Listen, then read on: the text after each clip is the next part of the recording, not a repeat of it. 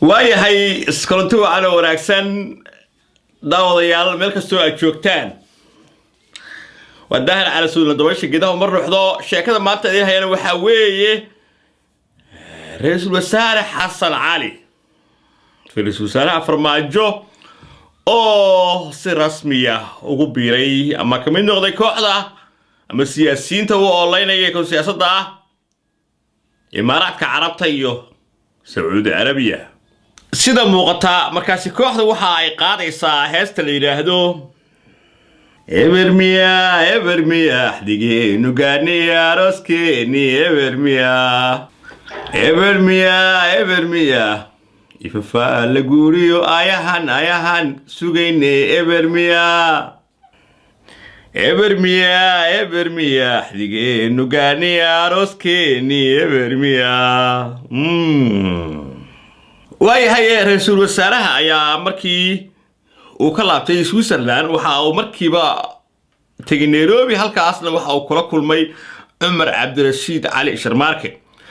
isagoo u sheegay Umar Abdirashiid iyo kooxdiisa in meesha laga saarayo uu isagu damaanad qaaday inuu meesha ka saaro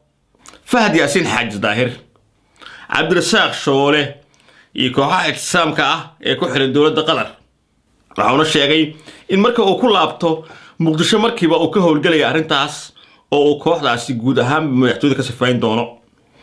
wuxuu kale Umar Abdirashiid iyo group kale ee mucaaradka kala hadlay in awood qaybsi la sameeyo inuu diyaar u yahay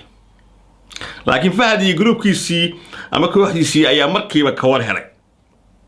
iyagoo si diyaar garoobay markii uu Muqdisho tagay ku bilaabay dagaal xooggan oo uu dhigaha la qabsaday laakiin Ra'iisul Wasaare Xasan Cali Qeyrlaawe ayaa maanta sameeyay dhoolatus oo uga jawaabaya hadalkii shalay ka soo yeeray Cabdi Xasan Cawaale Qaybdiid ee ku saabsanaa weerarkii Imaaraadkii isaga ay ku qaadeen gurigiisa waxa uu xilay wadooyinka meelo badan ayuu booqday laakiin ujeedka halkii uu ahaa ayuu gaaray oo ahayd dekedda Muqdisho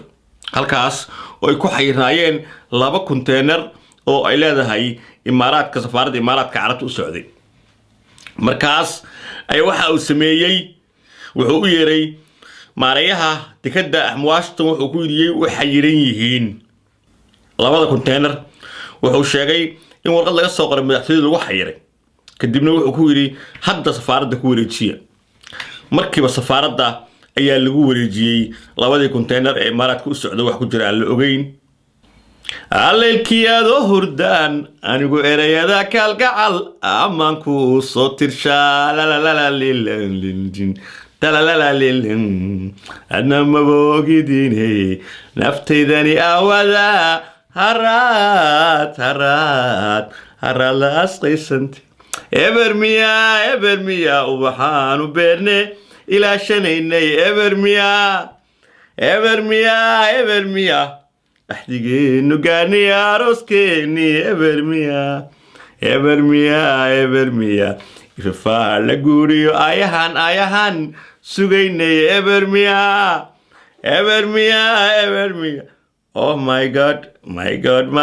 Evermia باشو واسكو دار عشي أيارتو مالحي صبر أي مريسة waayahay Xasan Cali Khayre ayaa markii ama Xasan Cali Khayre markii uu ka tagay dekedda kadib waxa uu tagay wasaaradda arrimaha gudaha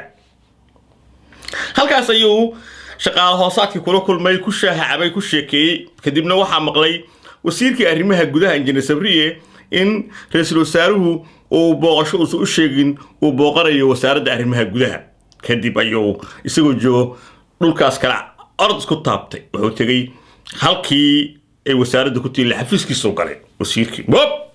kabax markaas ayaa loo sheegay Ra'iisul Wasaaraha joogo wuxuu ku yiri hawshiina wata idinka Ra'iisul Wasaaruhu joogtaankiisa anigu wax meenay uma fadhiyo wasiirkii amniga u yimid oo ku yiri Ra'iisul Wasaaraha hoos ku sugaayo joogo isku ku yiri Ra'iisul Wasaaruhu wuxuu soo booqday wasaaradda aniga wasiirka ka ah soo ii sheegay imana soo wacin hadduu ii baahan xafiiskan joogo ha yimaado si kastaba ha ahaatee Qeyrlaawana uma tegin Sabriyana uma tegin labaduna isuma tegin halkii ayuuna ka horeeray waxa uu iminka damacsan yahay oo uu ku sii jeedaa uu doonayaa inuu safar ku tago dalka istaga imaaraadka carabta waxa uu doonayaa in uu jeegaan cusub samaysto oo ka duwan tii hore ninka u qaabilsan propagandada ilaa Mustaf Dhuxulow ama xildhibaan Dhuxulow ayaa waxa uu bilaabay in uu lacag u qaybiyo saxaafadda madaxa bannaan iyo kooxda loo yaqaan qaaqlayaasha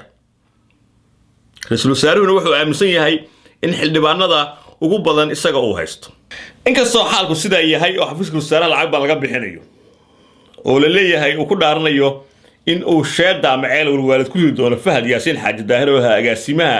madaxtooyada iyo kooxdiisa ixtisaamka ee ku xiran ururada argagixisada iyo dawladda Qatar haddana dhinaca kale Fahad Yaasiin iyo kooxdiisa Cabdirasaaq Shoole iyo ixtisaamku waxay Cabdinuur Lilaada Maxamed waxay la soo hadleen dhalinyarada daacadaha u faafin jiray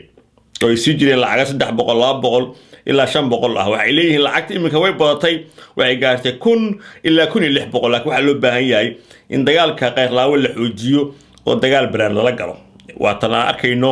in kuwii shalay qeyrlaawo amaani jirmaantu ay daacada dagaal ku qaadeen xiisadana waxay ku beegmaysaa xilli 8 February loo diyaar garoobayo sanad guuro ay iyagu doonayaan in isku amaanaan laakiin dadka Soomaaliyeed u bixiyeen the National Hasti Day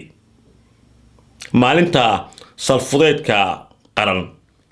si kastaba ha ahaatee olooyin xoogan oo kala duwan oo iska soo horjeeda ayaa ka socda meel walba mucaaradku waxay ku shireen ay isugu tageen dalka South Africa halkaasi oo lagu go'aamiyay qidada ama qariirada la doonayo in looga takhaluso kooxda 8 February wadahar calasow oo idin leh dabayshu geedaha uma ruuxdo inay ciyaarsiiso